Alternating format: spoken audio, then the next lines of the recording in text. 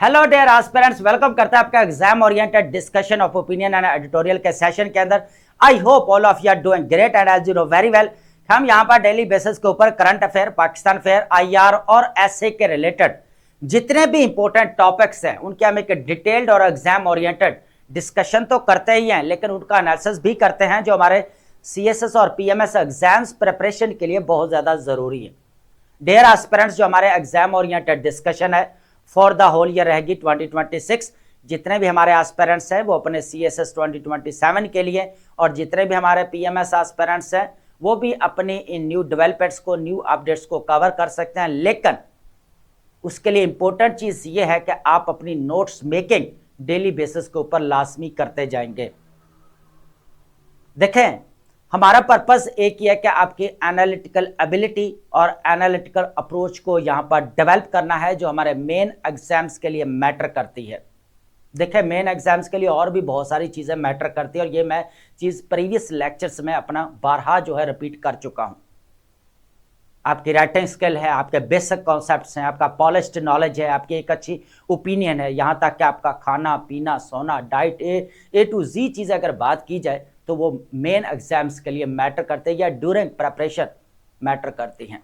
लेकिन उनमें से जो एनालिसिस है, जो मेन रिक्वायरमेंट है एग्जामिनर की, जहां पर आपकी बैलेंस अप्रोच के साथ जो है वो डिस्कशन होनी चाहिए, कहीं पर भी आपको वन साइडेड नहीं होना, इमोशनल बेस्ड आर्गुमेंट्स आपने नहीं देने, ये इंपॉर्टेंट चीज है। अब बात कर लेते हैं यहां पर नोट्स मेकिंग की। देखें, लॉन्ग नोट्स और शॉर्ट नोट्स दो ही हैं यहां पर। अब आपके ऊपर डिपेंड करता है, अगर आपकी मेमोरी अच्छी है तो आप यहां पर शॉर्ट नोट्स बना सकते हैं। अदरवाइज अगर मैं जो रिकमेंड करूंगा वो लॉन्ग नोट्स भी रिकमेंड करूंगा और शॉर्ट नोट्स भी आपके रिकमेंड करूंगा। लॉन्ग नोट्स आपके किस लिए कि आप जब आप दोबारा रिवीजन के लिए बैठते हैं तो उसके अंदर क्या होता है कि चीजें आपको ढूंढना नहीं पड़ती, आप दोबारा उन चीजों को इजीली जो है रिवाइज कर लेते हैं।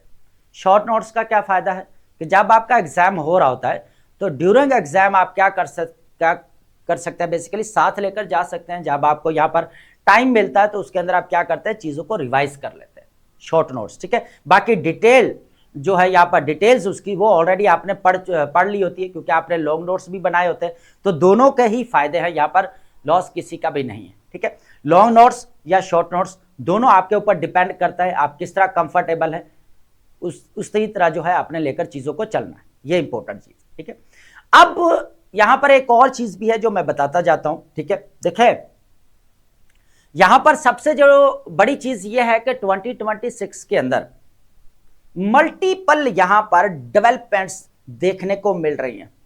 अब इन मल्टीपल डेवलपमेंट्स में स्टूडेंट्स यहां पर जो मिस्टेक करने वाले वो ये हैं, सबसे पहले तो वो ऑनलाइन रिसोर्सेज ढूंढेंगे, आर्टिकल्स ढूंढेंगे, मैगजीन्स ढूंढेंगे, रिसर्च रिपोर्ट ढूंढेंगे, कहीं ना कहीं से मिल जाए।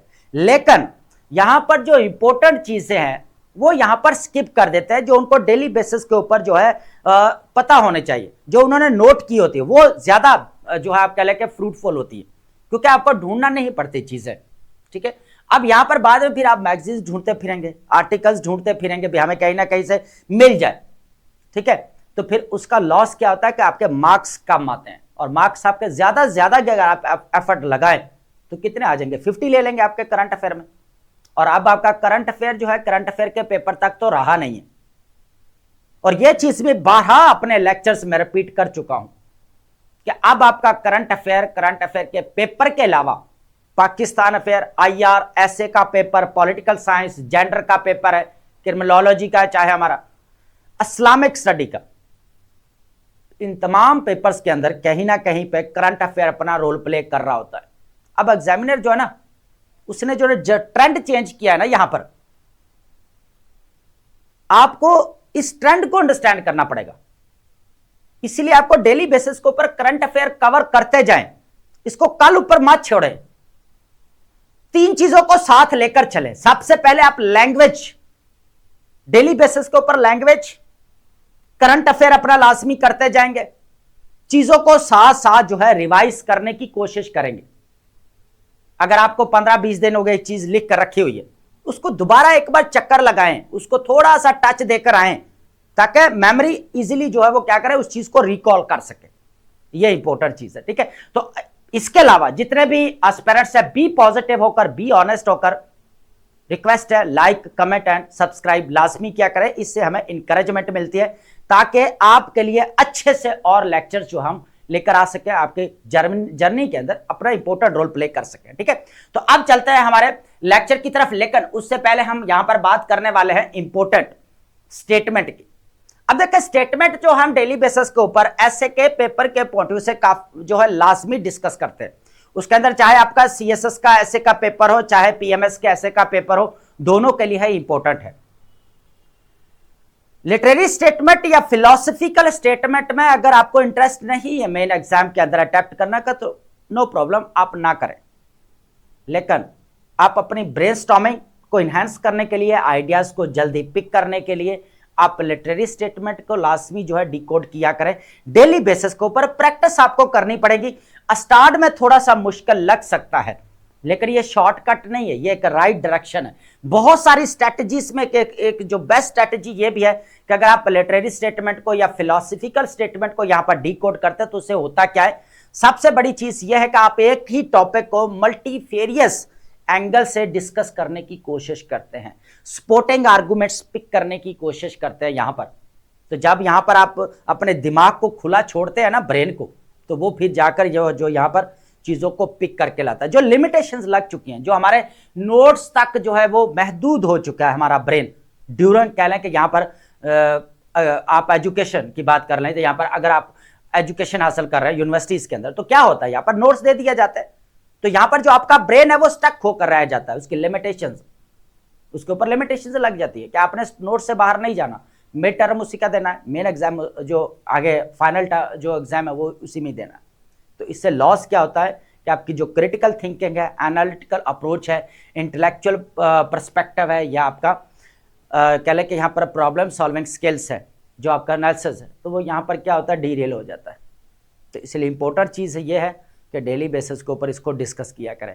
तो अब बात कर लेते हैं यहाँ पर रोनाल्ड रीगन, कौन नहीं जानता इसके बारे में। देखें ये 40th हमें यहाँ पर प्रेसिडेंट देखने को मिलता है यूएसए के। अगर आपको यहां पर इराक और ईरान की वॉर का पता है ना, अगर इराक और ईरान की वॉर का पता है 1980s के बाद, जो 1 डेकेड तक ऑलमोस्ट हमें देखने को मिली, तो आपको रोनाल्ड रीगन का भी पता होना चाहिए। ठीक है, इनकी जो स्टेटमेंट है इसको देखते हैं। देखिए अभी जो सिनेरियो चल रहा है ना, वो वॉर एंड कॉन्फ्लिक्ट वाला चल रहा है, और दूसरी तरफ यहां पर एफर्ट्स जो की जा रही हैं पीस जो है लेकर आए जाने की। देखिए अब इस स्टेटमेंट को यहां पर अंडरस्टैंड करते हैं कि जो करंट सिनेरियो के साथ इसको रिलेट करेंगे। देखें स्टेटमेंट ये है, अब ये देख सकते हैं यहां पर कि peace is not absence of conflict, it is the ability to handle conflict by peaceful means.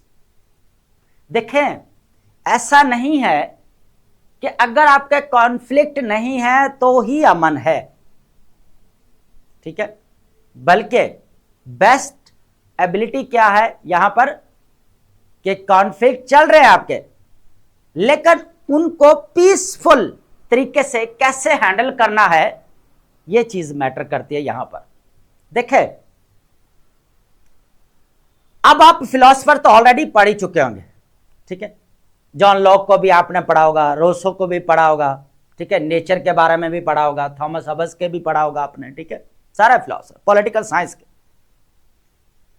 अब यहां पर इंसान जब इकट्ठे रहते हैं तो उनके अंदर तजाद, उनके अंदर लड़ाई झगड़ा, ये कॉमन चीजें हैं, ये होंगी।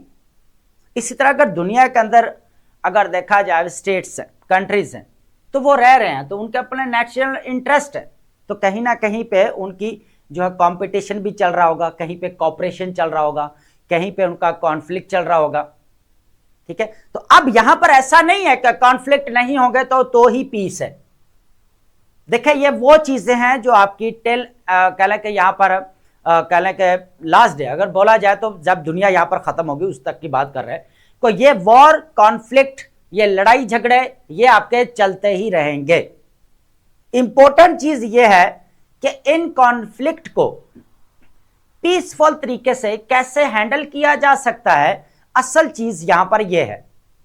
ये लड़ाई झगड़े खत्म नहीं होंगे परमानेंटली। अगर आप बोले हाँ इनके दरमियान में निगोशिएशंस एग्रीमेंट्स, टॉक्स, ट्रूस के जरिए जो है यहां पर उस कॉन्फ्लिक्ट, उस डिस्प्यूट, क्लैश, वॉर को खत्म किया जा सकता है। लेकिन फ्यूचर के अंदर फिर कहीं ना कहीं पे जो है ये हलचल हो सकती है। लेकिन यहां पर इंपॉर्टेंट चीज क्या है, कॉन्फ्लिक्ट्स है, वॉर्स हैं, लेकिन उनको पीसफुल तरीके से हैंडल करना ही असल एबिलिटी है। तो अब आप यहां पर अपने सपोर्टिंग आर्गुमेंट्स जो है वो यहां पर पिक कर सकते हैं, अपनी आउटलाइन भी यहां पर बिल्ड कर सकते हैं। तो अब हम चलते हैं अपने लेक्चर की तरफ। देखें, सबसे पहले जो आज मैं डिस्कस करने वाला हूं यहां पर important topics for CSS, CA का पेपर के लिए, पीए के पेपर के लिए, आईआर के पेपर के लिए और एसए के पेपर के लिए। देखिए, सबसे पहले जो मैं यहां पर टॉपिक डिस्कस करने वाला हूं काफी इंपॉर्टेंट है हमारा, ठीक है, द फॉल आउट। अब द फॉल आउट की जो बात की जा रही है, बेसिकली ये मुद्दा एक ही है। मैंने पहले भी कहा था कि मुद्दा एक ही है, लेकिन उसके अंदर जो डेवलपमेंट्स हो रही हैं, जो चेंजिंग्स आ रही हैं, हम उसको ही डिस्कस करते हैं। अब अगर देखा जाए तो वॉर के रिलेटेड हम ऑलरेडी काफी डिस्कशंस कर चुके हैं, डेली बेसिस के ऊपर कवर करते आ रहे हैं।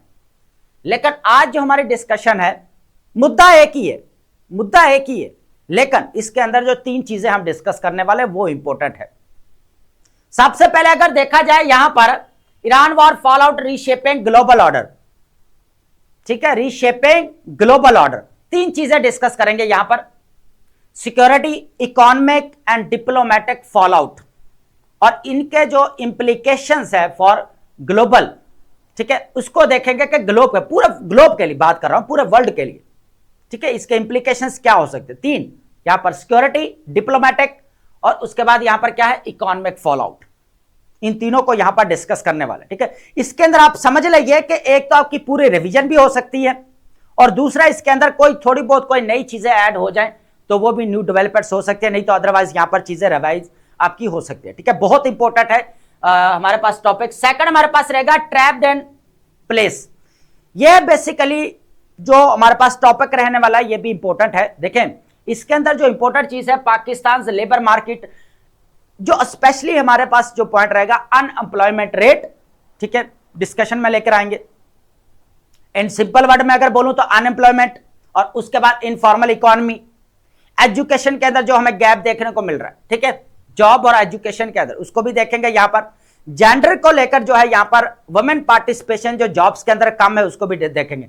अब ये एक टॉपिक है, और ये एक टॉपिक मैं इसको रिलेट करने वाला हूं जेंडर के साथ भी, वुमेन एम्पावरमेंट के साथ भी, अनएम्प्लॉयमेंट के साथ भी इसको रिलेट करने वाला हूं, और एजुकेशन के साथ भी इसको रिलेट करने वाला हूं।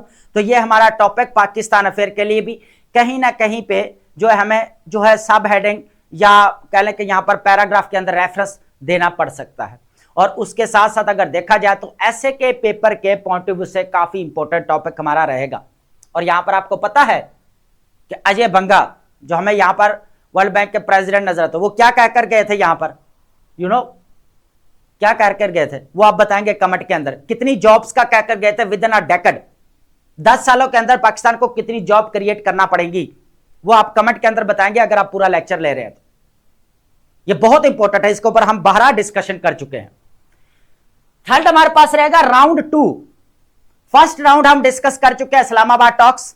सेकंड राउंड की बात की जा रही है, और ट्यूसडे का यहां पर बोला जा रहा है कि हो सकता है कि पाकिस्तान जो है as a mediator, facilitator role play करता हुआ ईरान और यूएसए के दरमियान में यहां पर टॉक्स हो जाए। अब यहां पर बैक चैनल डिप्लोमेसी, अब back channel diplomacy, Pakistan as a peace maker role, opportunities and challenges, history, पूरा मैंने इसका टॉपिक कवर किया हुआ है। आप प्रीवियस लेक्चर जो है मेरा ले सकते हैं, उसके अंदर आपको जो है पूरे जो है वो कह लें कि जितने भी इंपॉर्टेंट जो हमारे पास टॉपिक है, डिबेट्स है, इवेंट्स है, वो सारे मैंने यहां पर कवर किया है। ये टॉपिक हमारे पाकिस्तान अफेयर के लिए और करंट अफेयर के लिए, उसके अंदर अगर पाकिस्तान को डिप्लोमेसी के रिलेटेड, बैलेंसिंग एक्ट के रिलेटेड, उसके बाद अगर देखा जाए फॉरेन पॉलिसी के रिलेटेड या पाकिस्तान की स्ट्रेटजीज के रिलेटेड अगर कोई भी क्वेश्चन पूछा जाता है तो ये हमारा लेक्चर जो मेरा प्रीवियस लेक्चर है वो बहुत ज्यादा वर्थ इट है, बहुत ज्यादा वैल्यूएबल है।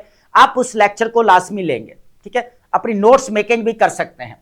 फोर्थ नंबर पर हमारा आएगा यहां पर डिलेइंग एलजी पोल्स। बात करेंगे यहां पर लोकल गवर्नमेंट की, जो कॉन्स्टिट्यूशन ऑफ पाकिस्तान जो है ना यहां पर 1973 140 आर्टिकल जो एलजीएस जो यहां पर डील करता है जो लोकल गवर्नमेंट्स को, है ना, तो यहां पर जो बार बार हम बात करते हैं, यहां पर लोकल गवर्नमेंट फेलियर क्यों है, हम रीजंस ढूंढते हैं।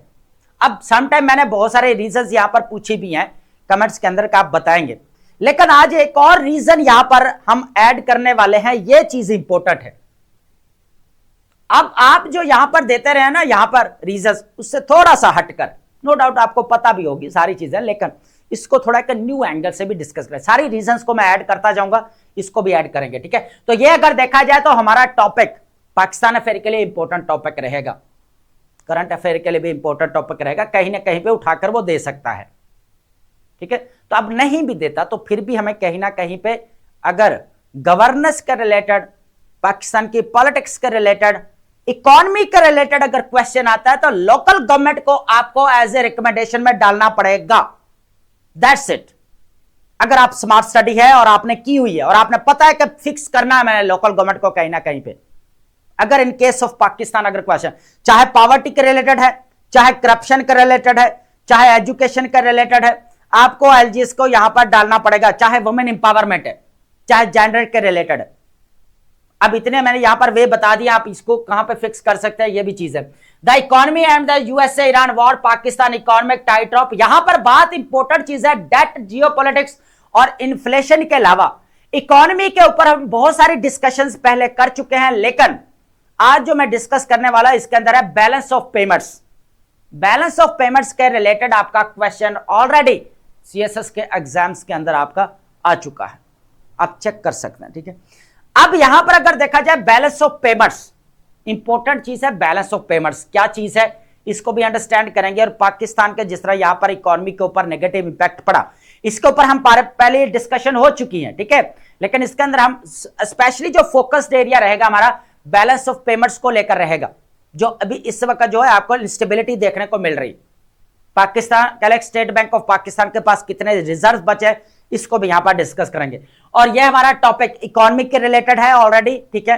तो यह पाकिस्तान अफेयर के लिए भी आप कह सकते हैं यहां पर, ठीक है, करंट अफेयर के लिए भी आप यहां पर टॉपिक कह सकते हैं, क्योंकि इकोनॉमी का टॉपिक है वो पाकिस्तान अफेयर में भी दे सकता है, ऐसे के पेपर के अंदर भी दे सकता है, और यहां का करंट अफेयर के पेपर के अंदर भी वो पूछ सकता है। यहां तक के हो सकता है कि आईआर के पेपर में कहीं ना कहीं के वो फिक्स कर ना दे, दुनिया की इकोनॉमी के साथ रिलेट करके, ग्लोबल इकोनॉमी के साथ, ठीक है। तो ये भी इंपॉर्टेंट चीज है। और लास्ट में हम बात करेंगे यहां पर वोकैब की, और वोकैब बहुत इंपॉर्टेंट है, और मैं पहले भी कहता हूं कि बैंक बैलेंस बना रहे हैं, वोकैब बैंक बनाएं, क्योंकि हमारा सिविल सर्विस एग्जाम्स के लिए वोकैब बहुत ज्यादा मैटर करती है। अब वोकैब के लिए हाई फ्रिक्वेंसी वर्ड्स की मैं बात नहीं कर रहा, मैं बात कर रहा हूं यहां पर अगर वोकैब आपके पास बहुत है तो उससे क्या होगा कि आपका इजीली टॉपिक के रिलेटेड वोकैब को चूज कर सकते हैं, और उसके लिए सिलेक्ट कर सकते हैं, इजीली पिक कर सकते हैं, नेगेटिव एंड पॉजिटिव सेंस को सामने रखते हुए। इससे क्या होगा, आपका एक्सप्रेशन ठीक होगा। और यह भी चीज मैं बार बार हर लेक्चर के अंदर रिपीट कर रहा हूं, वोकैब को लेकर बहुत इंपॉर्टेंट चीज है। इसके ऊपर देखे मेरा यहां पर पूरा जो है कह लें कि एक स्टडी प्लान आ रहा है आपके लिए पूरा, ठीक है। इसके अंदर पूरा हम जो मिथ और रियलिटी इसको डिस्कस करेंगे। देखिए स्टडी प्लान देना नहीं है आपको, मेरा काम है आपको स्ट्रेटेजीज देना, स्टडी प्लान अपने खुद बना लेना है, मेरा काम है आपको स्ट्रेटेजीज देना। स्टडी प्लान, रोड मैप ये चूरन नहीं बेचेंगे यहां पर, ठीक है। एक स्टूडेंट को काम किया आप करने के पीछे 2000 स्टूडेंट, 20,000, 15,000, 5,000 स्टूडेंट्स का जो है बेड़ा गर्क हो जाता है यहां पर। तो किसी का रोड मैप फॉलो नहीं करना, स्टडी प्लान किसी का फॉलो नहीं करना, खुद का बनाना है। किसी की दी स्ट्रेटेजीज, किसी की गाइडेंस वो आपके काम आ सकती है। अब वो ये भी इसके अंदर बहुत सारे क्वेश्चंस है, पूरे इसके ऊपर मैं कवर करने वाला हूं लेक्चर, ठीक है। आपके जितने भी इश्यूज है वो यहां पर कवर हो जाएंगे, ठीक है। तो अब हम चलते हैं अपने मेन टॉपिक्स की तरफ। सबसे पहले हमारे पास जो टॉपिक रहेगा द फॉल आउट यहां पर, ठीक है। तो इसके अंदर geopolitics, energy security and international relations, तीनों के लिए कहीं ना कहीं पे आप फिक्स कर सकते हैं चीजों को, लेकिन उससे पहले आपको चीजों को अंडरस्टैंड कर, पहले टॉपिक तो प्रिपेयर कर ना, बाकी चीजें कहीं ना कहीं पे आपकी फिक्स हो जाती हैं। तो सबसे पहले जो हमारे पास रहेगा इकोनॉमिक डिसरप्शन, सेकंड पॉइंट हमारे पास डिप्लोमेटिक आइसोलेशन, सिक्योरिटी रिकैलिब्रेशन। तीनों को वन बाय वन जो है यहां पर मैं डिस्कस करने वाला हूं। बहुत इंपॉर्टेंट है कि ईरान वॉर जो है किस तरह जो है यहां पर ग्लोबल ऑर्डर को रीशेप कर रही है, इस चीज को देखेंगे। जिस तरह यहां पर फॉल आउट देख रहे हो, फॉल आउट यहां पर क्या क्या है, यहां पर सबसे पहले इकोनॉमिक फॉल आउट है, डिप्लोमेटिक फॉल आउट कह सकते हैं, सिक्योरिटी फॉल आउट है। तो कहीं ना कहीं पे यहाँ पर ट्रस्ट डेफिसिट भी देखने को मिला, इकोनॉमिक जो है वो इंस्टेबिलिटी आप कह सकते हैं, यहाँ पर इकोनॉमिक क्राइसिस कह सकते हैं, यहाँ पर इकोनॉमिक फेलियर भी कह सकते हैं, इकोनॉमिक फॉल आउट तो ऑलरेडी हम कह चुके हैं। डिप्लोमेटिक आइसोलेशन के किस केस में बात की जा रही है, इसको भी अंडरस्टैंड करते हैं। देखिए सबसे पहले जो हमारे पास टॉपिक रहेगा यहाँ पर, जो इसका मेन हेडिंग है ये इकोनॉमिक डिसरप्शन, एनर्जी क्राइसिस, सबसे इंपॉर्टेंट चीज है।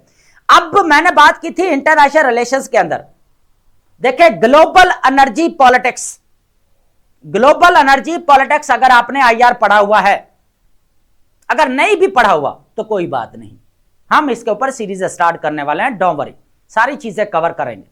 सबसे पहले आप ये अंडरस्टैंड करें यहां पर एनर्जी क्राइसिस कैसे है जी, सबको ही पता है, ये ऑलरेडी हम चीजें डिस्कस कर रहे हैं, ये कोई नई चीज नहीं है, ठीक है, या हम चीजें पहले इसके ऊपर बहुत सारी डिस्कशंस कर चुके हैं, ठीक है। अब देखिए ईरान और वो जो है इजराइल, फिर भी हमें कनेक्ट करना पड़ेंगे, चीजों को थोड़ा रिवाइज भी कर लेंगे, थोड़ा आपको भी रिवाइज हो जाएंगी। सबसे पहले तो आप ये देखें कि यूएस से इजराइल और ईरान की वॉर स्टार्ट हुई, तो यहां पर स्टेट ऑफ हॉर्मुज को यहां पर बंद कर दिया गया, जिसकी वजह से 20 to 30% जो ग्लोबल ऑयल सप्लाई होती है वो यहां पर डिसरप्ट होते हुए नजर आई। पर डे के अगर 20 मिलियन जो हमें यहां पर सप्लाई देखने को मिल रही है, तो वो यहां पर कम हुई, इसकी वजह से ग्लोबल जो ऑयल सप्लाई यहां पर डिसरप्ट हुई, उसकी वजह से हमें चीजें देखने को मिल रही। सबसे पहले आप ये देखें कि पाकिस्तान जैसे कंट्री पेट्रोलियम इंपोर्ट्स के ऊपर यहां पर जो है वो कह लेके बेस करते हैं। इसी तरह अगर देखा जाए यूरोप है, बाकी कंट्रीज है, तो दुनिया के अंदर यहां पर एकदम से एनर्जी क्राइसिस देखने को मिला।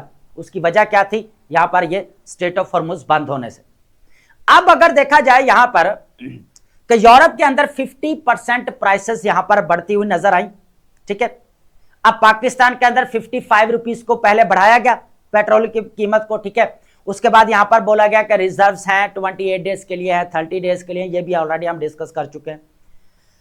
अब यहां पर एनर्जी क्राइसिस में देखा जाए तो पाकिस्तान के ऊपर या थर्ड वर्ल्ड कंट्रीज के ऊपर ज्यादा इंपैक्ट पड़ा, क्योंकि अगर देखा जाए तो पाकिस्तान की जियो स्ट्रैटेजिक लोकेशन है, साथ ही वॉर चल रही है, ईस्टर्न बॉर्डर भी है, वेस्ट बॉर्डर अगर देखा जाए वेस्टर्न फ्लैंक, तो यहां पर अफगानिस्तान भी नजर आता है। तो यहां पर जो इंपॉर्टेंट हमारे पास चीज रहेगी वो ये रहेगी कि जो यूएनओ का डेवलपमेंट प्रोग्राम है उसने क्या कहा, आईएमएफ ने क्या कहा, वर्ल्ड बैंक ने क्या कहा। इन्होंने कहा कि भाई यहां पर हमें जिस तरह जो है वो पहले यहां पर जीडीपी ग्रोथ हमें जो देखने को मिल रहा था, लेकिन अब जो है यहां पर वार्न किया है कि वो देखने को नहीं मिल सकता। उसकी रीजन क्या है कि यहां पर जो हमें इकोनॉमिक फॉल आउट देखने को मिल रहा है, किसकी वजह से, यहां पर यूएसए, इजराइल और ईरान की वॉर की वजह से, ठीक है। इसके जो नेगेटिव इंपैक्ट है उसकी बात की जा रही है। तो यहां पर एब्रप्ट डार्कनिंग, उसके बाद of the global economic outlook, ठीक है। उसके बाद है global recession risk, IMF warns of the solving slower growth and higher inflation, ठीक है, potential recession with development in reverse for the global south. अब सबसे ज्यादा जो हमने बात की थी यहां पर ग्लोबल साउथ की, कि सबसे ज्यादा जो इंपैक्ट पड़ा है, नेगेटिव इंपैक्ट किसके ऊपर पड़ा है, यहां पर ग्लोबल साउथ के ऊपर, क्योंकि सबसे ज्यादा जो कंजप्शन अगर देखने को मिल रहा है एनर्जी की, सबसे ज्यादा किधर है, पाकिस्तान जैसे कंट्रीज के अंदर।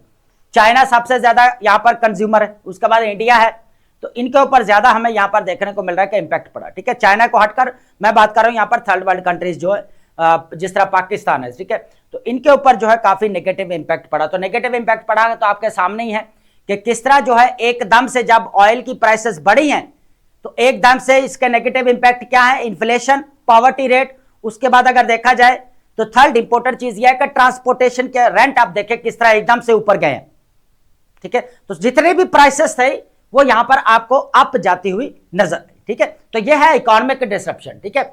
उसके बाद है दो ही चीजें आप नोट डाउन कर सकते हैं अपने करंट अफेयर, एक तो आपका एनर्जी क्राइसिस, सेकंड आपका क्या है, ग्लोबल रिसेशन और रिस्क। आईएमएफ क्या कहा, यूएनडीपी प्रोग्राम ने क्या कहा, उसके बाद वर्ल्ड बैंक ने क्या कहा, यहां पर वर्ल्ड इकोनॉमिक फोरम उसकी भी बात किया हमने, तो उसने क्या कहा, ये तीनों का जो है वो ऑलमोस्ट सेम ही रहता है कि जीडीपी के रिलेटेड है।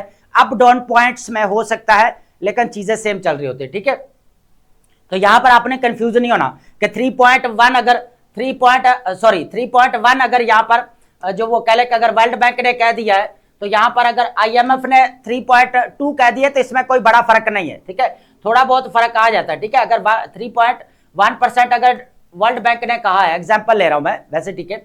उसके बाद अगर 3 कह ले कि यहां पर 3 आईएमएफ ने कहा है, तो यहाँ पर थोड़ा बहुत माइनर सा फर्क होता है, ठीक है। तो यहाँ पर कहीं ना कहीं चीजें पे अपलिफ्ट हो सकता है, उनकी जो है यहाँ पर इन्वेस्टिगेशन या उनकी जो यहाँ पर उन्होंने जो चीजें यहाँ पर देखी वो पहले देखी हो, उन्होंने यहाँ पर बाद में देखी हो, या उन्होंने जो डाटा कलेक्ट किया है वो सर्वे के जरिए किया है, ये तो ये अब मैटर करता है ना, चीजें जो है ना वेरी करती है, ठीक है। अकॉर्डिंग टू सिचुएशन आप कह सकते हैं, सर्वेज आप कह सकते हैं। तो ये इस तरह जो है डाटा कलेक्ट करने के बाद जो है फिर यहाँ पर बताया जाता है कि जीडीपी ग्रोथ जो है वो आपका इतना हो सकता है, ठीक है। तो ये चीज भी इंपॉर्टेंट है यहाँ पर।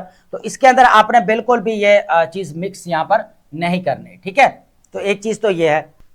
तो सेकंड अगर देखा जाए हमारे पास क्या रहेगा, डिप्लोमेटिक आइसोलेशन। डिप्लोमेटिक आइसोलेशन के अंदर दो चीजें हम देखेंगे। एक तो यहां पर जिस तरह इजराइल को जो है आइसोलेशन का सामना करना पड़ा, दूसरा यहां पर यूएसए, दोनों का यहां पर डिस्कस करेंगे। सबसे पहले तो आप ये देखें कि इजराइल ग्लोबल स्टैंडिंग। देखिए यहां पर जिस तरह इजराइल ने पैलेस्टाइन के अंदर किया, वेस्ट बैंक के अंदर किया, गाजा के अंदर आपके सामने सिचुएशन रही, ठीक है। तो इस वजह से भी अगर देखा जाए तो पूरी दुनिया के अंदर जो है इजराइल को यहां पर क्रिटिसिज्म का भी सामना करना पड़ा, ठीक है। अब यहां पर डिप्लोमेटिक आइसोलेशन भी देखने को मिली। उसकी रीजन क्या है कि यहां पर अगर देखेंगे तो unprecedented condemnation from European alliance, Spain, Italy, France, Germany due to perceived expansionism, उसके बाद वायलेशंस ऑफ इंटरनेशनल लॉ। तो अब इंटरनेशनल लॉ और टेरिटोरियल एक्सपेंशन की वजह से यहां पर स्पेन, इटली और जितने भी यहां पर यूरोपियन कंट्रीज है उनकी तरफ से जो है क्रिटिसाइज किया गया, किसको, इजराइल को। एक तो ये चीज है। दूसरा यहां पर पॉइंट क्या है, यहां पर जो देखने को मिल रहा है यूएसए स्पोर्ट एरोजन। अब यहां पर देखें, अब जब यहां पर ट्रंप की तरफ से पूरी दुनिया को यहां पर बुलाया गया, फ्रांस को भी बुलाया गया, उसके अलावा अगर देखा जाए China, Russia, India, south Korea, Japan को बुलाया गया, भाई आप आओ, स्टेट ऑफ हॉर्मुज जो है हमारा इंटरेस्ट नहीं है, आप लोगों का भी है, आप लोग भी यहां पर से इंपोर्ट करते हैं ऑयल वगैरह, ठीक है। लेकिन क्या हुआ कि कोई भी नहीं आया। फिर यहां पर क्या हुआ कि यूएसए ने अपने नेटो अलाइज को जितना उनको बुलाया कि भैया आप आओ, लेकिन वहां पर क्या हुआ, जो जर्मनी के वाइस चांसलर है, केयर स्टारमर है, इमैनुअल मैक्रोन है, क्या उनकी स्टेटमेंट्स हैं, उन्होंने कहा कि भाई ये नेटो का मिशन नहीं है, आपकी बड़ी मेहरबानी, आप ये खुद ही लड़ें, हम आपके साथ स्टैंड कर रहे हैं, ठीक है। लेकिन ये नहीं है कि ये नेटो का मिशन नहीं है, ये बेसिकली इजराइल की यहाँ पर जो है वो कह ले के प्रिपेयर करदा वॉर है, और ये इजराइल ने बेसिकली स्टार्ट किया, ये इजराइल की वॉर है, ठीक है। तो अब यही चीज हमें यहाँ पर कहीं ना कहीं पे देखने को मिल रही है कि जिस तरह इजराइल आइसोलेशन में गया, उसकी वजह यहाँ पर देख सकते हैं कि सबसे पहले अगर देखा जाए तो जाना भी चाहिए कि जिस तरह उसने यहाँ पर जेनोसाइड की वेस्ट बैंक के अंदर, जिस तरह यहाँ पर गाजा के अंदर, जिस तरह पैलेस्टाइन के अंदर, जिस तरह आप यहाँ पर देख सकते हैं कि यहाँ पर जो है वो कह ले कि ईरान के साथ, तो ये सारी चीजें देखने के बाद अगर देखा जाए यहाँ पर एक चीज इंपॉर्टेंट है कि इनको जो है आइसोलेशन का यहाँ पर सामना करना पड़ना था, क्योंकि पहले अगर देखा जाए, इससे पहले गजा वाला और ये सबसे पहले अगर देखा जाए तो इजराइल और टर्की के साथ रिलेशन अच्छे चल रहे थे, इजराइल और यूरोपियन कंट्रीज के साथ रिलेशन अच्छे चल रहे थे। लेकिन इसके बाद से क्या हुआ, यहाँ पर सारा जो है यहाँ पर आइसोलेशन देखने को मिल रहा है इजराइल की तरफ से, ठीक है। तो एक चीज तो यह है, तो डिप्लोमेटिक आइसोलेशन दोनों है यहाँ पर इजराइल की तरफ से भी देखने को, इजराइल और उसके बाद यूएसए, दोनों जो है यहाँ पर सेम कर रहे हैं। तो यहाँ पर जो है कह रहे हैं कि यूएसए ने जब यूरोपियन कंट्रीज, जैसे मैंने अभी पहले बताया, तो उन्होंने बोला भाई हमारा मिशन नहीं है, आप जानो, आपका काम जाने। तो इसके ऊपर काफी क्रिटिसिज्म भी देखने को मिला। फिर यहाँ पर जो है वो कह ले कि ट्रंप की तरफ से आपको पता है कि यहाँ पर डरपोक का भी उनको जो है वो नाम दिया गया। सारी चीजें फिर हम ऑलरेडी डिस्कस कर चुके हैं। थर्ड नंबर पर हमारे पास है सिक्योरिटी रिकैलिब्रेशन की अगर बात की जाए तो यहाँ पर जो ट्रस्ट डेफिसिट हुआ है सिक्योरिटी को लेकर, अब ये किस केस की बात कर रहे हैं हम, यहाँ पर गल्फ स्टेट्स की बात कर रहे हैं, ठीक है। अब गल्फ स्टेट्स के अंदर यूएसए मिलिट्री बेसेस थी, तो यहाँ पर ईरान की तरफ से रिटेलिएशन आप देख सकते हैं, या डिफेंस अटैक देखते हुए यहाँ पर क्या किया गया कि यूएसए मिलिट्री बेसेस को यहाँ पर टारगेट किया गया। एक चीज तो ये, लेकिन अब यहां पर जो बात की जा रही है एक सिक्योरिटी ट्रस्ट, जिस तरह यहां पर जो एक जिम्मा लिया था यहां पर कह ले के यूएसए ने सिक्योरिटी का, तो वो यहां पर जो है बिल्कुल भी खत्म हो चुका है। एक चीज तो ये इंपॉर्टेंट पॉइंट है इसके अंदर, GCC countries questions that reliability of the US security umbrella prompting to diversify alliances, reevaluate strategic position, ठीक है। उसके बाद हमारे पास क्या है, रीजनल शिफ्ट, पावर शिफ्ट की अगर बात की जाए तो अब इंपॉर्टेंट चीज जो यहां पर यह है कि ईरान और यहां पर जो स्ट्रेटेजिक लेवरेज मिला है, मैं यहां पर बात करने वाले जीसीसी स्टेट्स के साथ, ठीक है। तो अब इनके दरमियान में हमें यहां पर क्या देखने को मिल रहा है, रिकैलिब्रेशन देखने को मिल रही है किसके दरमियान में? यहाँ पर सबसे इंपॉर्टेंट चीज यहाँ पर क्या है? ईरान और गल्फ स्टेट्स के दरमियान, ठीक है। अब अगर देखा जाए तो प्रीवियस ईयर से अगर बात की जाए तो यहाँ पर अपना चाइना ने अपना इंपॉर्टेंट रोल प्ले करते हुए सऊदी अरबिया और ईरान के दरमियान में कुछ मुफाहमत यहाँ पर करवाई, कुछ यहाँ पर डील वगैरह करवाई, ठीक है, यह चीज भी है। उसके अलावा अगर देखा जाए तो ईरान जो है जिस तरह अभी जो है गल्फ स्टेट्स के करीब जो है मैं आता हुआ भी नजर आया, ठीक है। और क्योंकि अगर देखा जाए तो यहाँ पर गल्फ स्टेट्स ने जिस तरह पाकिस्तान, टर्की और यहाँ पर जो इजिप्ट, इन्होंने मिलकर क्या किया, यहाँ पर जो है वो कह लेके सीज फायर भी करवाई, जो इंपॉर्टेंट रोल प्ले किया इन्होंने, ठीक है। वो भी एक इंपॉर्टेंट चीज है, ठीक है। लेकिन पाकिस्तान का जो है वो इंपॉर्टेंट रोल रहा है इसके अंदर, ठीक है। अब यहाँ पर जो चीज हमें देखने को मिली वो ये थी कि भाई जो ईरान और गल्फ स्टेट्स की पहले हमें जो आपस में टसल देखने को मिला, ठीक है, यमन का केस आपके सामने ही है, ठीक है। लेकिन अब इन सारी चीजों को इस साइड पर रखते हुए अब क्या हुआ कि यहाँ पर ईरान और गल्फ स्टेट्स है, सऊदी अरेबिया है या ये इजिप्ट वगैरह में यहाँ पर देखने को मिल रहा है, तो इनके जो है यहाँ पर रिलेशन हमें क्लोज जो है वो होते हुए भी नजर आ रहे थे। ये एक इंपॉर्टेंट चीज है। Iran emerged with enhanced strategic leverage, potentially encouraging normalization of ties with GCC states. The war accelerates the decline of the USA regional dominance. तो अब यहाँ पर कहीं ना कहीं पे हमें जो है वो कह ले के यहाँ पर थोड़ी सी डोमिनेंस भी कंप्रोमाइज होते हुए यूएसए की नजर आ रही। तो यहाँ पर सबसे इंपॉर्टेंट चीज क्या थी कि जीसीसी के जो कंट्रीज है, यहाँ पर स्टेट्स हैं, इनके दरमियान में इनके अंदर क्या था, बेसिकली इनके कंट्रीज के अंदर यूएसए मिलिट्री बेसिस थी, ठीक है। तो जिसकी वजह से जो है वो कह ले कि यहाँ पर गल्फ स्टेट्स को लग रहा था कि हम जो है यहाँ पर सिक्योर है, लेकिन यहाँ पर क्या हुआ कि सिक्योरिटी ट्रस्ट जो यहाँ पर जो कह ले कि सिक्योरिटी को लेकर ट्रस्ट डेफिसिट यहाँ पर जो है वो क्रिएट हुआ, ठीक है, यूएसए और गल्फ स्टेट्स के दरमियान में। तो ये टॉपिक हमारा इंपॉर्टेंट है। या बाकी अगर बात की जाए यहाँ पर decline and America's regional dominance, और यहाँ पर अगर बात की जाए end of USA hegemony question mark, ठीक है, तो इसके ऊपर मेरा ऑलरेडी लेक्चर आ चुका है, तो वो आप ले सकते हैं, ठीक है। उसके अंदर मैं पूरी चीजें मैंने जो डिस्कस किया। अब बात करते हैं यहाँ पर पाकिस्तान लेबर मार्केट की बात करेंगे। इसके अंदर 3 चीजें इंपॉर्टेंट है जिसको हम सामने रखते हुए डिस्कस करेंगे। देखिए सबसे पहले तो आप ये देखें कि अनएम्प्लॉयमेंट रेट पाकिस्तान के अंदर देखा जाए तो अगर 7.1 पर जो है % हमें देखने को मिल रहा है, लेकिन यहां पर कितना दिया गया है, 6 to 7% जो है यहां पर दिया गया, ठीक है। कितना? बेसिकली 6 to आप कह सकते हैं कि यहां पर 7% जो है हमें देखने को मिल रहा है, ठीक है। अब यहां पर सबसे इंपॉर्टेंट चीज है, इसको अंडरस्टैंड करते हैं कि जो इसके अंदर रियलिटीज जो छुपी हुई है उसको देखते हैं कि क्या है।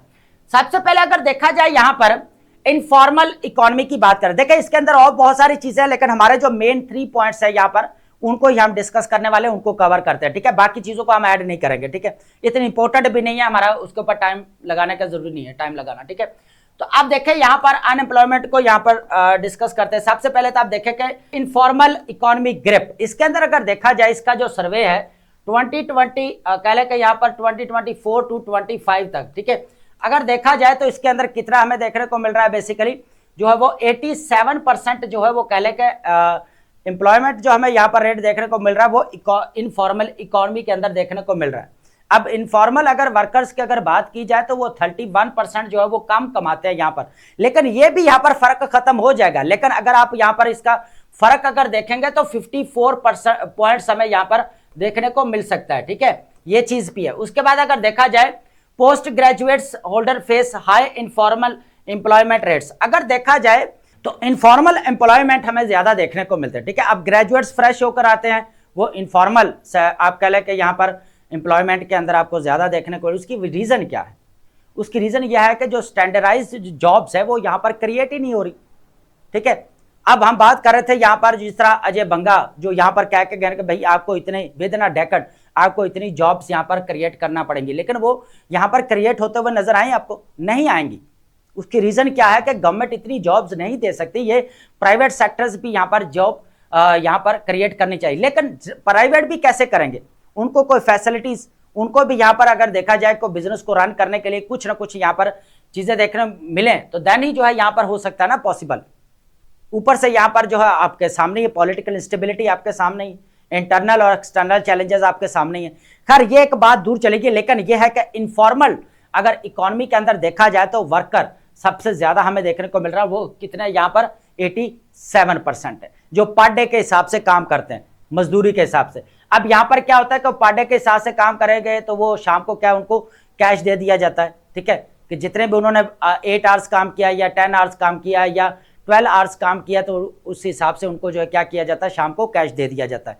तो अब यहाँ पर देखें कि इस तरह की जो है इकॉनमी, वो जिस तरह ह्यूमन डेवलपमेंट के ऊपर जो इन्वेस्टमेंट होनी चाहिए वो तो है नहीं। तो अब इस तरह की अगर इकॉनमी है तो वो क्या करेगी, यहाँ पर अच्छी एजुकेशन प्रोवाइड कर पाएगी, अच्छा खाना पीना, हेल्थ केयर फैसिलिटीज क्या प्रोवाइड हो सकती हैं पर डे के हिसाब से। तो ये भी एक बहुत बड़ा चैलेंज है। उसके बाद अगर देखा जाए जेंडर गैप डिस्क्रिमिनेशन, इसके अंदर इंपॉर्टेंट चीज है। अब देखें, अब इनफॉर्मल सेक्टर के अंदर देखा जाए, इनफॉर्मल सेक्टर मींस जितने भी आपका कह लें कि यहां पर कैश बेस्ड जो इकोनॉमी है उसकी बात कर रहा हूं मैं।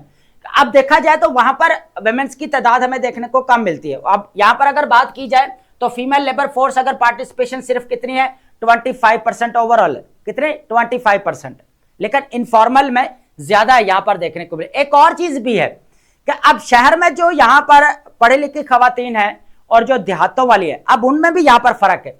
अब देखें यहां पर 12% ऑफ अर्बन वुमेन जो पार्टिसिपेट करती हैं और अगर देखा जाए तो 31% जो है वो कह ले के देहाती वुमेन्स जो है यहां पर क्या करती हैं, पार्टिसिपेट करती हैं। किसके अंदर, जॉब पार्टिसिपेशन की बात कर रहा हूं मैं, ठीक है, काम करती हैं जो। Women face double the informal wage penalty of the man largely due to unexplained discrimination. तो ये भी चीज है। देखें अब यहां पर आप देख सकते हैं कि जो यहाँ पर वुमेन्स काम करते हुए आपको नजर आती हैं, ठीक है, घरों के अंदर कोई काम कर रही हैं, कोई कहीं पर काम कर रही हैं, पर डे के हिसाब से काम कर रही हैं, तो उनको क्या किया जाता है, शाम को कैश दे दिया जाता है, ठीक है, या मंथली बेसिस है उनको जो है यहाँ पर पैसे दे दिए जाते हैं। अब जो यहाँ पर एजुकेटेड वुमेन्स हैं उनकी जो है यहाँ पर पार्टिसिपेशन कम देखने को मिल रही है, लेकिन अगर दूसरी यहाँ पर खवातीन की अगर देखा जाए तो उनकी पार्टिसिपेशन जॉब के अंदर ज्यादा देखने को मिल रहा है। और वो कितना हमें देखने को मिल सकती है, यहाँ पर 31%, और ये कितना यहाँ पर 12% हमें देखने को मिल सकती है। तो एक चीज यहाँ पर ये भी है। तीसरा अगर देखा जाए यहाँ पर अनएम्प्लॉयमेंट की अगर बात की जाए, एजुकेशन के साथ इसको रिलेट करते हैं, देखें मिसमैच। अब ये इंपॉर्टेंट चीज है। अब जो यहाँ पर यूनिवर्सिटीज के अंदर जो यहाँ पर इतने पैसे खर्च कर रहे हैं, जब वो यहाँ पर यूनिवर्सिटी से बाहर आते हैं तो उनको पता ही नहीं होता कि हमने करना क्या है, आगे हमने कौन सी जॉब यहाँ पर लेनी है, किस जॉब के लिए हम परफेक्ट है, कुछ भी पता नहीं, ठीक है। तो एक यहाँ पर मिसमैच भी हमें यहाँ पर एजुकेशन का दे रहे हैं, जिसकी वजह से भी यहाँ पर अनएम्प्लॉयमेंट रेट बढ़ता हुआ नजर आ। अब देखें सबसे इंपॉर्टेंट चीज है कि अब इंडस्ट्रियल सेक्टर्स को चाहिए स्किल्ड लेबर्स। अब स्किल्ड लेबर कौन यहाँ पर प्रोड्यूस करेगा, यूनिवर्सिटीज, क्योंकि एजुकेशन वही दे रही है, ठीक है, एजुकेशन का रिलेटेड है। तो अब क्या वो एजुकेशन दे रही है जो यहाँ पर इंडस्ट्रीज की रिक्वायरमेंट है, तो वो यहाँ पर रिक्वायरमेंट होती नहीं। तो इससे फिर क्या होता है कि वो यहाँ पर फिर और जॉब्स ढूंढना शुरू कर देता है, तो वो भी फिर आपको किस में देखने को मिलेगा, यहाँ पर इनफॉर्मल इकोनॉमी के अंदर अपना रोल प्ले करते हुए नजर आएंगे, ठीक है। उसके बाद universities expansion outpaces the formal sectors ability to absorb graduates. उसके बाद अगर देखा जाए over a third of working age university, अब अगर देखा जाए तो 19 to 20, कितना 19 to 29, ठीक है। अब यहाँ पर ये वो एज है जो यहाँ पर एक तो ना तो ये जॉब करते हैं ना अच्छे से एजुकेशन हासिल कर रहे हैं, ये भी एक चीज है। तो यहाँ पर जो पॉइंट दिया गया, many young graduates are neither working not studying despite investments in education, फिर भी वो क्या कर रहा है, एजुकेशन के अंदर इन्वेस्टमेंट आपको देखने को मिल रही है।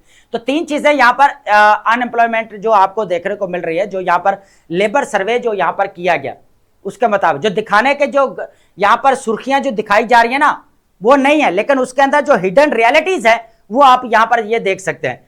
अब यहाँ पर इंपॉर्टेंट चीज क्या है कि आपको स्टैंडर्डाइज्ड और फॉर्मल जॉब्स आपको यहाँ पर क्रिएट करना पड़ेंगी, देन जो है अनएम्प्लॉयमेंट रेट से जो है वो छुटकारा हासिल किया जा सकता है। अब अनएम्प्लॉयमेंट रेट पाकिस्तान जैसे कंट्री के अंदर देखा जाए, जिस तरह यहाँ पर यूथ पॉपुलेशन बढ़ती जा रही है, ठीक है, 60 to 65% हमें देखने को मिल रही है, ठीक है।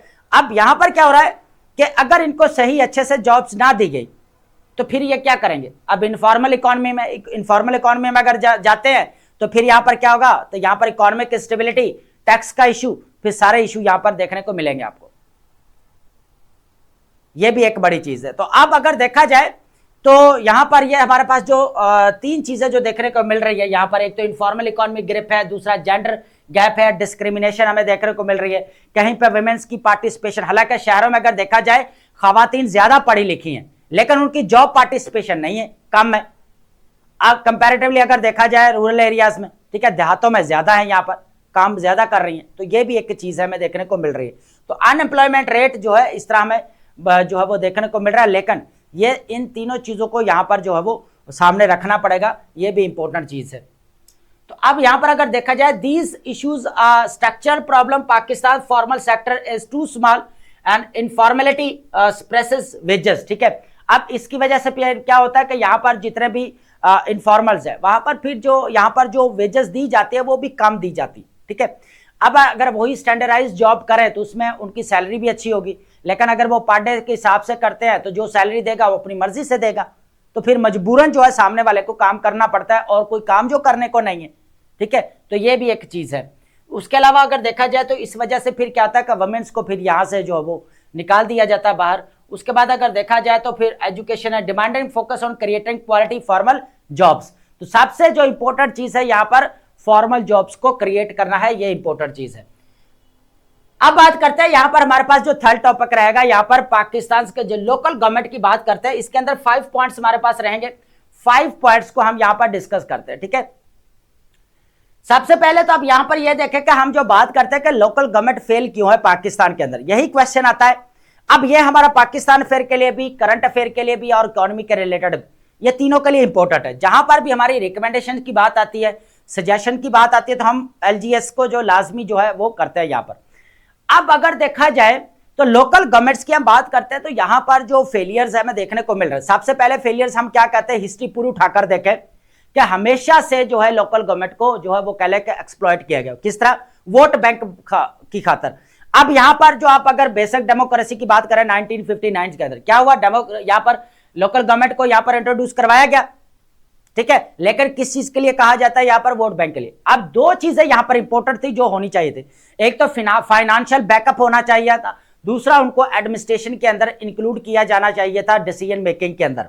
दोनों चीजें नहीं हुई, ठीक है। उसके बाद आप यहां पर नेक्स्ट हीरा अगर देखें जियाउल हक साहब का हीरा, तो वहां पर भी आपको लोकल गवर्नमेंट इंट्रोड्यूस यहां पर होते हुए नजर आएगी, लेकिन प्रॉपर जो यहां पर जो उसके जो एडवांटेजेस होने चाहिए, जो लेने चाहिए हमें, वो नहीं मिले। उसकी वजह यहां पर क्या है, उसको सपोर्ट ही नहीं किया गया, उसके ऊपर इन्वेस्ट ही नहीं किया गया जिस तरह करना चाहिए।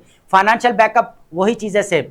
अब कहीं कदरे बेहतर था 2001 वाला डेवोल्यूशन प्लान जो मुशर्रफ की तरफ से दिया गया, कदरे बेहतर था बाकी दोनों से, लेकिन फिर क्या वही फेल।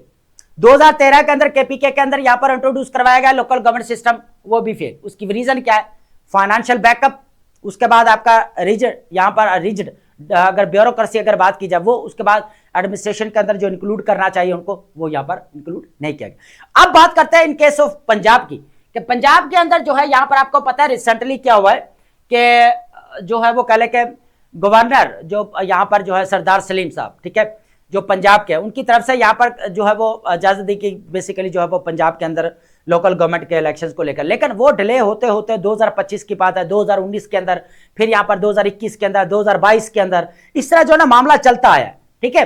कहीं पे क्या इशू आ रहा है, कहीं पे क्या, कहीं पे ईवी का इलेक्ट्रिक वोटिंग सिस्टम की बात की जाती रही, फिर ये पूरा मामला चलता रहा यहां पर। तो इस तरह इलेक्शन डिले होते रहे।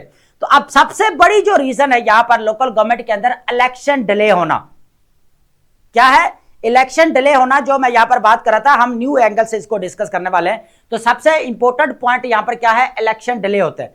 प्रॉपरली अगर इनके इलेक्शंस हों, ठीक है, टाइम पर इलेक्शंस होने चाहिए, टाइम पर सारी चीजें होनी चाहिए, तो लोकल गवर्नमेंट का जो इंपॉर्टेंट रोल है, जो आपका बोला जाता है ना, ये थर्ड टायर है ना, तो अब वो अगर देखा जाए आपका फेडरल है, प्रोविंशियल है, देन आपका लोकल गवर्नमेंट है। तो जब आपका लोकल गवर्नमेंट यहां पर कमजोर है, तो अब जो ऊपर दोनों टायर तो काम कर रहे हैं, लेकिन नीचे अगर डोर स्टेप अगर बात की जाए ना, डेमोक्रेसी की बात करते हैं, तो वो यहां पर नहीं आएगी, है ना। हालांकि अगर देखा जाए प्रेसिडेंशियल सिस्टम के अंदर कहीं ना कहीं पर चलो नाम नयाद के तौर पर जो है ना वो इंक्लूड तो किया गया, लेकिन वो भी चीज यहां पर देखने को नहीं मिली।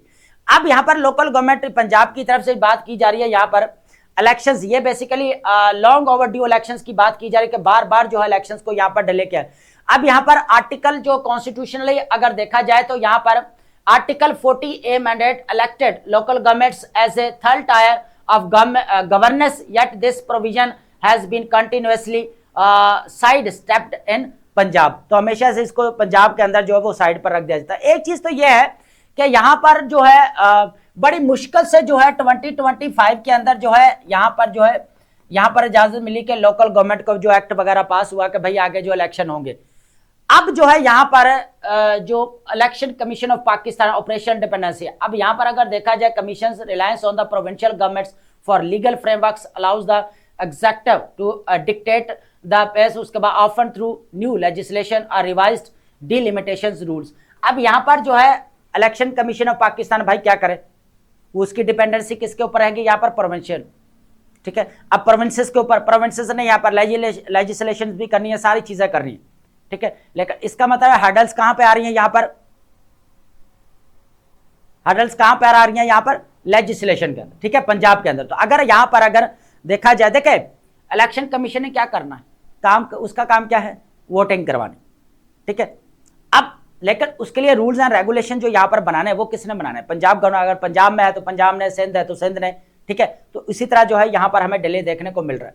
तो अब ये डिपेंडेंसी भी यहाँ पर इलेक्शन कमीशन ऑफ पाकिस्तान के यहाँ पर देखने को मिल रही है। तो सबसे इंपॉर्टेंट चीज है कि यहाँ पर जिस जज्बे के साथ यहाँ पर लोकल गवर्नमेंट का एक्ट पास किया गया, उसी जज्बे के साथ इलेक्शन भी होने चाहिए। लेकिन रीजन क्या है, फाइनेंशियल बैकअप। एनएफसी की बात आती है तो सारे पीछे हट जाते हैं कि प्रोविंसेस को इतना हिस्सा मिलना चाहिए, और जब लोकल गवर्नमेंट को यहाँ पर फाइनेंशियल बैकअप की बात की जाती है तो अब कहीं ना कहीं पे उनको भी तो देना पड़ेगा ना सिस्टम चलाने के लिए, क्योंकि ये भी एक चीज है।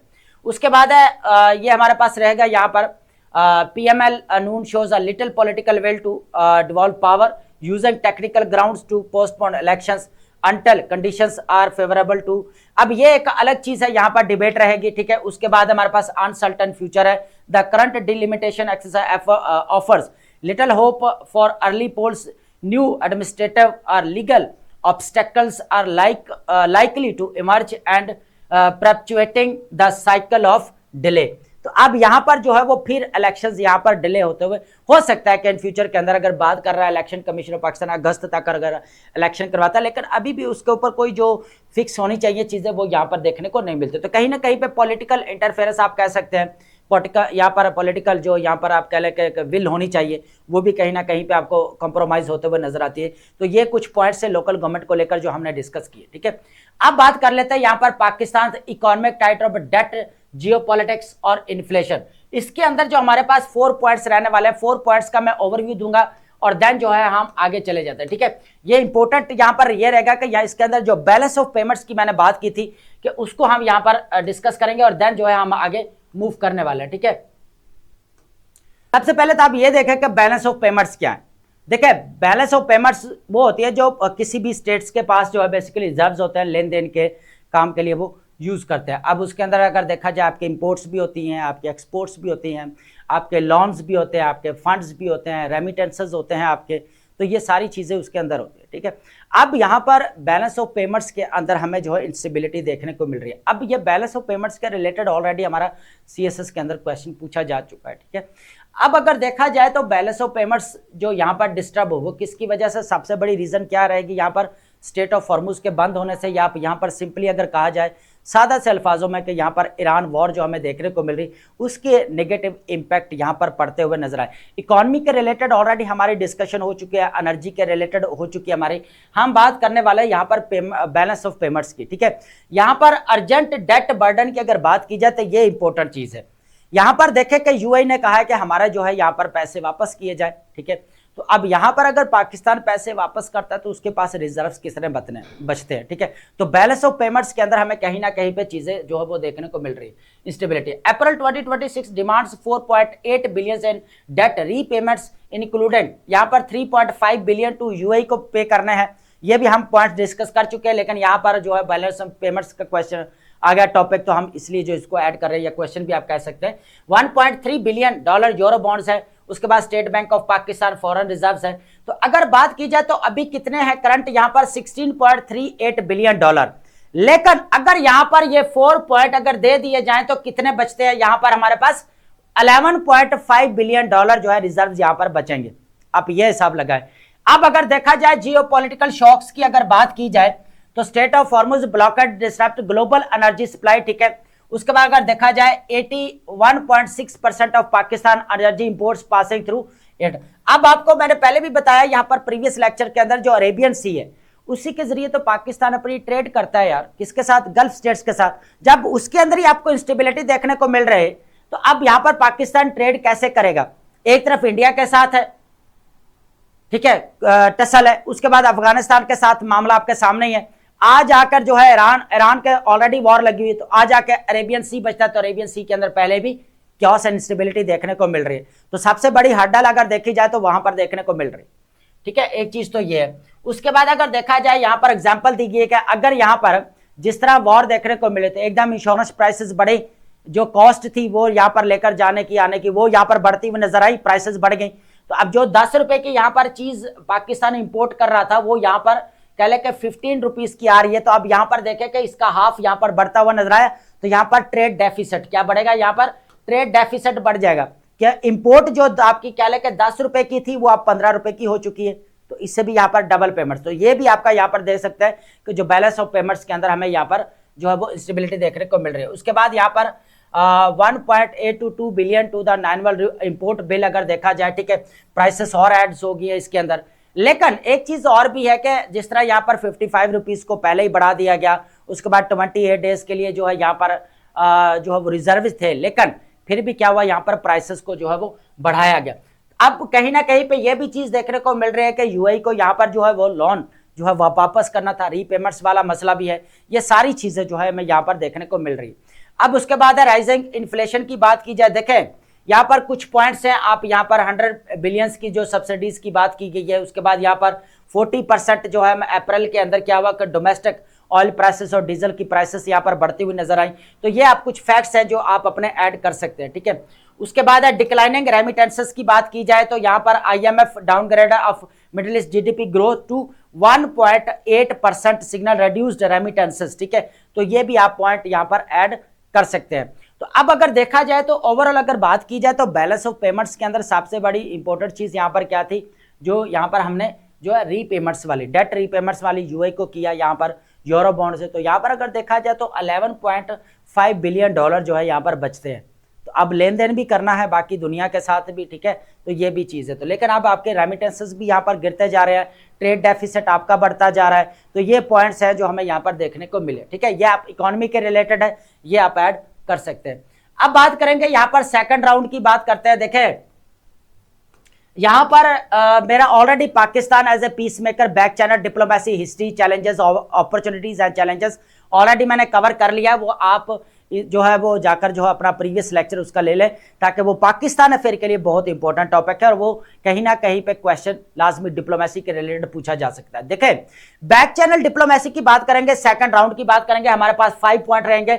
5 पॉइंट्स का मैं ओवरव्यू दे दूंगा। देखें अब जब तक यहां पर सेकंड टॉक्स नहीं हो जाती, सेकंड राउंड कोई यहां पर कह ले कि यहां पर नहीं हो जाता, तब तक हम जो हमारे डिस्कशन है, जो हमारा एनालिसिस है, वो यहाँ पर इनकम्प्लीट ही रहेगा, ठीक है। लेकिन यहाँ पर एक बार थोड़ा सा ओवरव्यू ले लेकर पाकिस्तान की बैक चैनल डिप्लोमेसी के बेसिकली क्या रोल प्ले किया है, इस चीज को ऐड करना है। सबसे पहले अगर देखा जाए इंटेंस डिप्लोमेटिक ड्राइव, उसका Islamabad on high alert, global recognition, उसके बाद अगर देखा लिंगरिंग हर्डल्स, उसके बाद पार्ट 2 लास्टिंग पीस, ठीक है।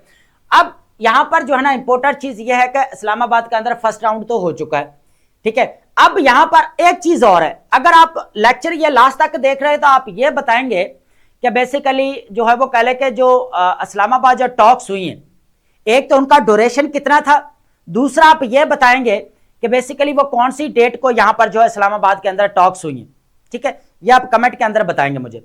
अब सेकंड राउंड की बात की जाए तो यहां पर ट्यूसडे की बात की जा रही है, लेकिन ट्यूसडे से पहले अगर आप देखें, जिस तरह 7 अप्रैल को जिस तरह यहां पर कहा गया, ट्रंप की तरफ से वार्न किया गया ईरान को कि यहां पर civilisation will die, question mark था यहां पर, तो पाकिस्तान ने 2 वीक्स यहां पर सीज फायर करवाई आफ्टर 39 to 40 डेज के बाद, ठीक है।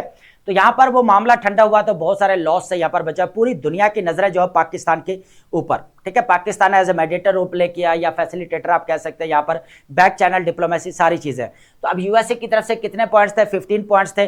10 पॉइंट्स किसकी तरफ से? यहां पर ईरान की तरफ से। और 5 पॉइंट्स किसकी तरफ से? जो यहां पर चाइना और यहां पर जो है वो पाकिस्तान की तरफ से थे। अब सेकंड राउंड की जो बात करेंगे, इसके लिए जो तवज्जो की गई, अब यहां पर बैक चैनल डिप्लोमेसी की तरफ से क्या हुआ कि सीडीएफ जो पाकिस्तान के आसिम मुनीर साहब, उन्होंने यहां पर क्या किया, ईरान का विजिट किया, ठीक है। उसके बाद प्राइम मिनिस्टर ऑफ पाकिस्तान ने कहां पर विजिट किया? सऊदी अरेबिया, कतर, और उसके बाद एनातोलिया डिप्लोमेसी फोरम, टर्की के अंदर, ठीक है। तो अब यहां पर जो है अगर देखा जाए तो पाकिस्तान के साथ टर्की, इजिप्ट और गल्फ स्टेट्स भी साथ है, लेकिन चाइना और पाकिस्तान ने मिलकर जो 5 पॉइंट्स तैयार किए वो भी काफी इंपॉर्टेंट थे। तो इस तरह जो है पाकिस्तान ने बैक चैनल डिप्लोमेसी को यूज करते हुए, डिप्लोमेटिक एफर्ट्स को जारी रखते हुए फिर भी जो है सेकंड राउंड जो है यहां पर जो है वो करवाने की बात की जा रही है, जो ट्यूसडे की बात की जा रही है, ठीक है, जो टुमारो भी हो सकता है यहां पर। लेकिन यह है कि अब जो सेकंड राउंड होता है तो देन हमारी जो डिस्कशन यहां पर रहेगी। तो ये एक ओवरव्यू था कि यहां पर पाकिस्तान ने फिर भी अपने डिप्लोमेटिक एफर्ट्स को जो वो कंटिन्यू रखा, ठीक है। वर्ड हमारे पास क्या रहेगा, फ्लाउटेड। फ्लाउटेड मींस क्या था, ओपनली डिसओबेड और डिसरिगार्डेड रूल्स, ठीक है, उसूलों की खुलम खुला खिलाफ वर्जी करने को बोला जाता है, ठीक है। सिनोनिम हमारे पास क्या बनेगा, डिफाइड या इग्नोर्ड, उल्टा क्या बनेगा, ओबेड या कंप्लाइड। नेक्स्ट वर्ड हमारे पास क्या है, डिस्ट्रॉट। डिस्ट्रॉट बहुत इजी हमारे पास, डीपली अपसेट या डिस्ट्रेस्ड को बोला जाता है, परेशान कौन सूरत हाल को बेसिकली, ठीक है। इसका सिनोनिम हमारे पास क्या बनेगा, डिस्ट्रेस्ड या एंग्विश्ड, उल्टा क्या बनेगा, बिल्कुल काम या कंपोज्ड। नेक्स्ट वर्ड हमारे पास क्या रहेगा, स्क्रीम्ड। स्क्रीम्ड मींस क्या होता है, गिव अ लाउड और शार्प क्राई, यल्ड या श्रिक्ड, आप कह सकते हो जोरदार जो चीख मारने को बोला जाता है। उल्टा क्या बनेगा हमारे पास, बिल्कुल विस्पर्ड, बिल्कुल सरगोशी, खामोशी के साथ, मरमर, बुड़बुड़ाना, ठीक है। नेक्स्ट वर्ड हमारे पास क्या है, श्रग्ड। श्रग्ड ऑलरेडी आपने पढ़ा हुआ, raised shoulders to show indifference on uncertainty, बिल्कुल गैर यकीनी सूरत हाल जो है वो शो करवाना, आप सीधा कह सकते हैं कि यहाँ पर डिसमिस कर देना या इग्नोर कर देना, ठीक है। उल्टा क्या बनेगा, एक्नॉलेज्ड या एक्सेप्टेड। नेक्स्ट वर्ड हमारे पास क्या है, सेरेब्रल मींस क्या होता है, यहाँ पर related to intellect rather than emotion, basically क्या होता है, जो शऊर के साथ रिलेट होता है उसको बोला जाता है, ठीक है, इंटेलेक्चुअल या रैशनल। उल्टा क्या बनेगा यहाँ पर, इमोशनल या इंपल्सिव। नेक्स्ट वर्ड हमारे पास क्या है, ये ऑलरेडी आप पढ़ चुके हैं, यहाँ पर एक्सकवेशन मींस क्या होता है, यहाँ पर डिगिंग रिमूवल ऑफ अर्थ, ठीक है, खुदाई करने को बोला जाता है, या खुदाई, डिगिंग या अनअर्थिंग। उल्टा क्या बनेगा यहाँ पर हमारे पास, फिलिंग या कवरिंग।